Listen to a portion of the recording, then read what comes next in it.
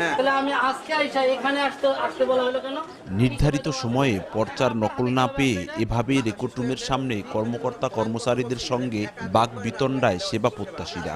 1.5 থেকে 2 মাস ধরে বারবার আসা যাওয়ায় অর্থ ব্যয়ের সঙ্গে বেড়েছে দুর্ভোগ।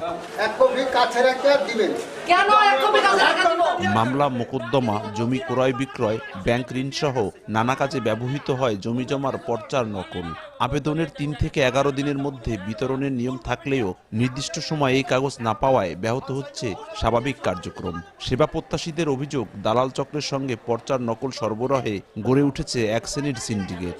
ঘুষ দিলে কাজ হয় বিদ্যুৎ গতিতে, আর না দিলে পদে পদে পড়তে হয় হয়রানি আর ভোগান্তিতে। পর্চা হইতেছে অনলাইনে, সময় মতন পাইতেছি না, বলে সার্ভারের সমস্যা, বলে এই সারে নাই ওই সারে নাই। ওরা পয়সা দিলে 2 দিন 3 দিনের ভিতরে দিয়ে দেয়। এই হয়রানির জন্য আমার মতো আর কোনো নাগরিকের না হতে হয়। প্রতিদিন গড়ে 300 থেকে 400 আবেদন পড়ে।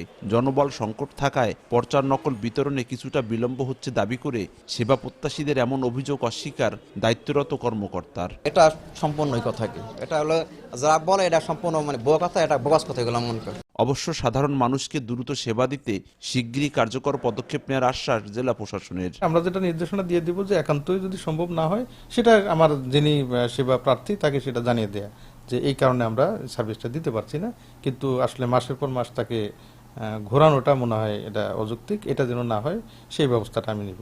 সইমোহরার পর্চার নকল পেতে সরকার নির্ধারিত ফি মাত্র 120 টাকা। অতিরিক্ত আরও 40 টাকা দিলে ডাকযোগেও এই কাগজ পাওয়ার বিধান রয়েছে।